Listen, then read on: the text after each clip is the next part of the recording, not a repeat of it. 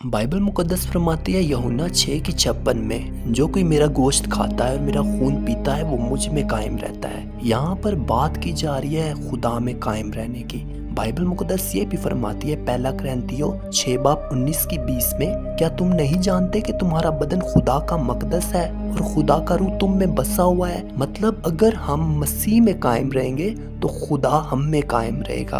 और बाइबल मुकद्दस ये भी फरमाती है यूहन्ना 14:9 और 10 आयत में, जिसने मुझे देखा उसने बाप को देखा, बाप और मैं दो नहीं बल्कि एक हैं। बाइबल मुकद्दस ये भी फरमाती है पहला यूहन्ना 1:5 में, खुदा नूर है और उसमें जरा भी तारीकी नहीं। इसी तरह से यीशु मसीह ने अपने बारे में फरमाया यूहन्ना की इंजील 8:12 में, दुनिया का नूर मैं हूँ, जो कोई मेरी पैरवी करेगा वो अंधेरे में ना चलेगा बल्कि जिंदगी का नूर पाएगा। इसी तरह से बाइबल मुकद्दस में मत्ती की इंजील 5 बाब उसकी 14 से 15 आयत में कहा गया है, तुम दुनिया के नूर हो, जो शहर पहाड़ पर बसता है वो छुप नहीं सकता। यहाँ पर बात करने का मकसद ये है, बाप भी नूर है, बेटा भी नूर है और इनके नूर के वसीला से हमें भी नूर कहा गया है कि हम भी दुनिया के नूर बने।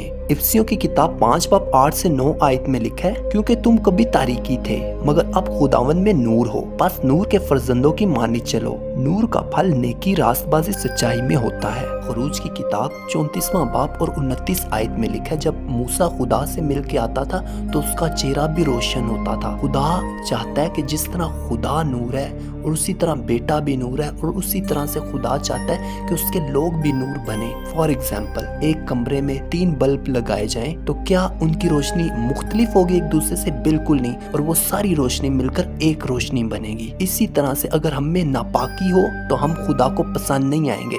जैसे बाइबल मुकद्दस फरमाते खुदा नूर है और उसमें जरा भी तारीकी नहीं। अगर हम में तारीकी होगी तो हम खुदा से जुदा हो जाएंगे। जैसे बाइबल मुकद्दस फरमाती है मत्ती की इंजील उसका 19 बाब और 9 आयत में, अगर एक मर्द शादीशुदा होते हुए अपनी बीवी को किसी गैर औरत के साथ मिलकर धोखा देता है, उसके लिए तलाक कबूल हो सकती है, वरना बाइबल में कोई तलाक नहीं है। बेवफाई के अलावा जुदाई का कोई और रास्ता नहीं। कि हमारा और खुदा का रिश्ता भी इसी बेवफाई की तरह ही टूट जाता है जब हम खुदा को नाराज करते हैं। खरूज की किताब 20वां बाब 3 से 5 आयत में लिखा है, मेरे सिवा तो किसी को खुदा ना मानना, तू अपने लिए कोई तराशी हुई मूरत ना बनाना, ना किसी चीज की सूरत जो आसमान में ऊपर या जमीन पर नीचे या पानी में है, तू उनके आगे सिजदा ना करना और ना उनकी खिदमत करना, क्योंकि मैं खुदावन तेरा खुदा गयूर खुदा हूँ। बाइबल मुकद्दस ये फरमा रही है, जिस तरह औरत और मर्द होते तो दो हैं लेकिन जब उनकी शादी हो जाए तो वो एक जिस्म हो जाते हैं। बाइबल मुकद्दस इस बात को फरमाती है।